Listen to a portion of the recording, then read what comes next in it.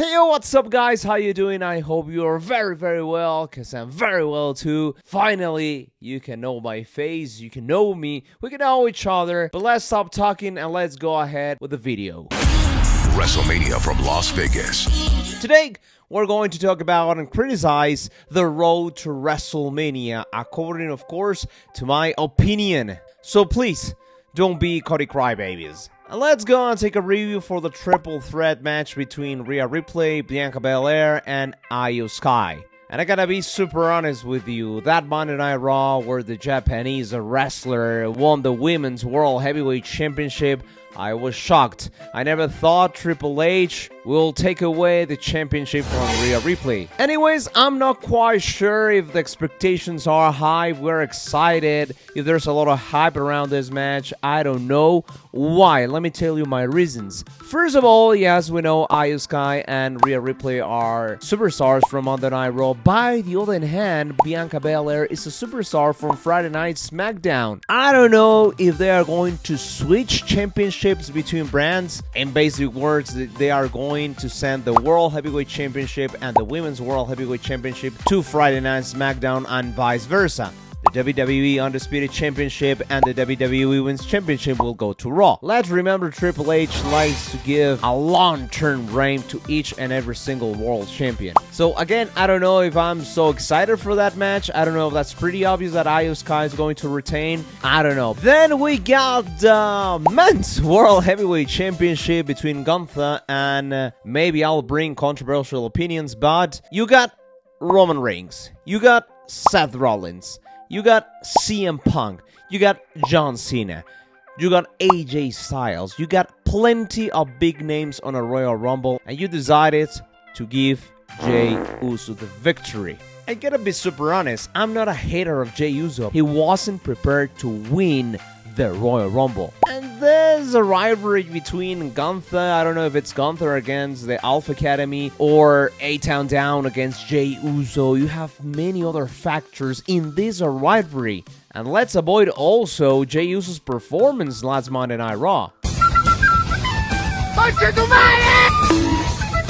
And I'm not a big fan of the idea that Gunther is going to lose against Jey Uso at WrestleMania, because that's gonna happen. WWE wants to have one special moment captured for the next following years. WWE wants that all the arena and the Allegiant Stadium singing Yeet along with Jey Uso whenever he wins the World Heavyweight Championship.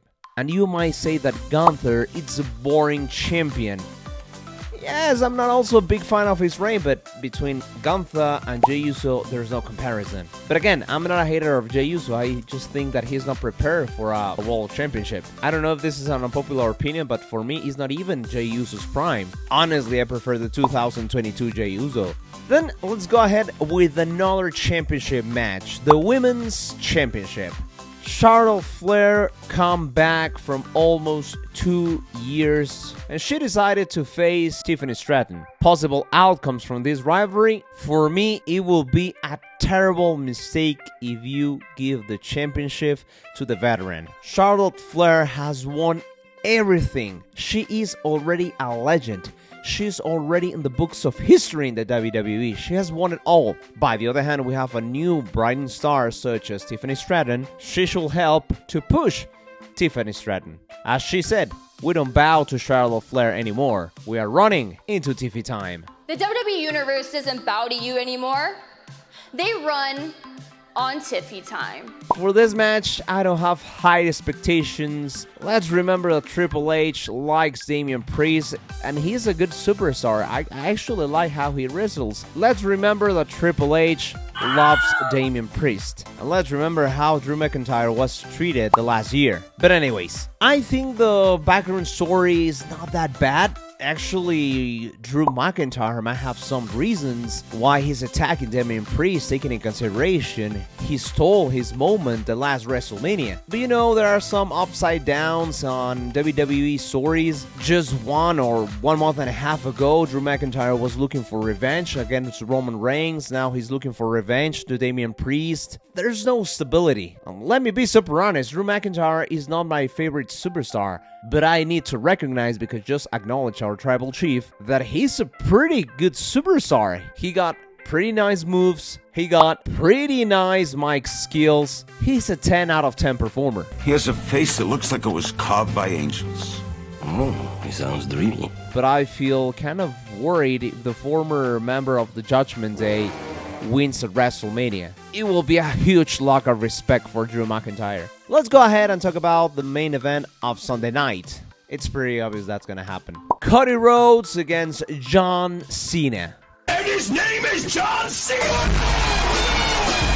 Since Jey Uso decided to face Gunther at WrestleMania, we were expecting who will be Cody Rhodes' opponent for WrestleMania 41. And they were big names: Drew McIntyre, CM Punk, Seth Rollins. Anyway, for me, John Cena was the best decision. I think he wants to pass a torch to him as a big baby face of the industry. That's why the American Nightmare wasn't corrupted by The Rock. And actually, John Cena wanted to be a heel back in the days in 2012, I think so. There were some talks about turning John Cena heel. Cena Rock won. I got word that they were going to do it. I went out and recorded a new song. I went out and got all new gear. I know he's already declared he's not a face, he's not a heel, he's just a human. But I like this new persona of John Cena. I love it. And no matter, again, he's a heel, he's a face, I'll support him. Maybe I'm talking out of my heart, but giving John Cena his 17th title at WrestleMania, breaking Ric Flair's record, will be amazing. But again, I'm not quite sure is it winning at the main event. John Cena wants to pass the torch of that big babyface to Cody Rhodes. And if we take a look to the past, it is the first big opponent of Cody Rhodes as WWE Champion. Yeah, over AJ Styles. But for this prediction, I wasn't talking about predictions, but I'll go for John Cena winning his 17th title. And what for me is going to be the main event of Saturday night, getting these three names, it will be a lock of respect to all WWE Universe if Roman Reigns, Seth Rollins, and CM Punk does not headline WrestleMania. If we add John Cena to the formula, you have the best four superstars on your roster. Sorry, Cody Crybabies. As Seth Rollins said on Friday night, there's a new chapter on Roman versus Seth history, and adding CM Punk along with Paul Heyman makes total cinema. But I've been reading this on social media, but I think Paul Heyman is turning heel and will help Seth Rollins. If I'm not wrong and WWE want to give us a big but very big surprise, we won't go with the obvious option. For this match, the expectations are high, and I can't wait to see how they perform at WrestleMania and how they carry the history with them.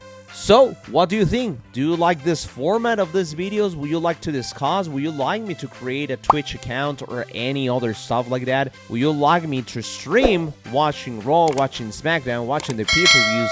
Please let me know in the comments, and see you on the next one.